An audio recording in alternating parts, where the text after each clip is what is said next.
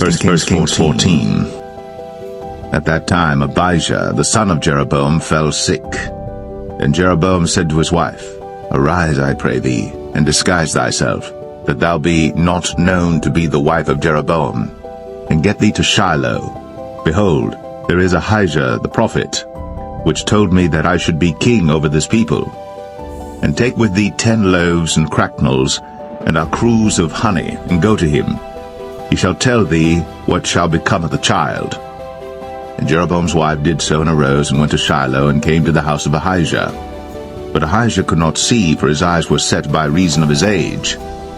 And the Lord said unto Ahijah, Behold, the wife of Jeroboam cometh to ask a thing of thee for her son, for he is sick. Thus and thus shalt thou say unto her, for it shall be, when she cometh in, that she shall feign herself to be another woman. And it was so.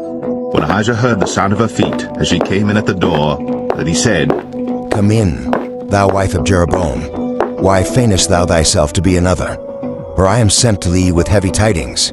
Go, tell Jeroboam, Thus saith the Lord God of Israel, For as much as I exalted thee from among the people, and made thee prince over my people Israel, and rent the kingdom away from the house of David, and gave it thee, and yet thou hast not been as my servant David, who kept my commandments, and who followed me with all his heart, to do that only which was right in mine eyes, but hast done evil above all that were before thee. For thou hast gone and made thee other gods, and molten images, to provoke me to anger, and hast cast me behind thy back. Therefore, behold, I will bring evil upon the house of Jeroboam, and will cut off from Jeroboam him that pisseth against the wall, and him that is shut up and left in Israel, and will take away the remnant of the house of Jeroboam as a man taketh away dung, till it be all gone. Him that dieth of Jeroboam in the city shall the dogs eat, and him that dieth in the field shall the fowls of the air eat. For the Lord hath spoken it. Arise thou therefore, get thee to thine own house, and when thy feet enter into the city, the child shall die. And all Israel shall mourn for him, and bury him.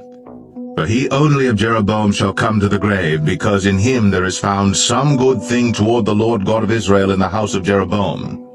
Moreover, the Lord shall raise him up a king over Israel, who shall cut off the house of Jeroboam that day. But what? Even now.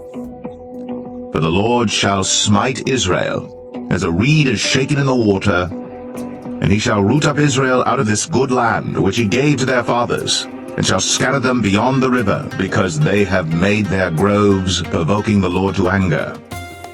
And he shall give Israel up, because of the sins of Jeroboam, who did sin, and who made Israel to sin. And Jeroboam's wife arose and departed, and came to Tirzah. And when she came to the threshold of the door, the child died, and they buried him. And all Israel mourned for him according to the word of the Lord, which he spake by the hand of his servant Ahijah the prophet. And the rest of the acts of Jeroboam, how he warred and how he reigned, behold, they are written in the book of the Chronicles of the kings of Israel. And the days which Jeroboam reigned were 22 years, and he slept with his fathers, and Nadab his son reigned in his stead. And Rehoboam the son of Solomon reigned in Judah. Rehoboam was 41 years old when he began to reign, and he reigned 17 years in Jerusalem, the city which the Lord did choose out of all the tribes of Israel, put his name there. And his mother's name was Naamah, an Ammonitess. And Judah did evil in the sight of the Lord, and they provoked him to jealousy with their sins which they had committed, above all that their fathers had done. For they also built them high places and images and groves on every high hill, and under every green tree. And there were also Sodomites in the land, and they did according to all the abominations of the nations which the Lord cast out before the children of Israel. And it came to pass in the 5th year of King Rehoboam, that Shishak king of Egypt came up against Jerusalem. And he took away the treasures of the house of the Lord, and the treasures of the king's house, even took away all, and he took away all the shields of gold which Solomon had made.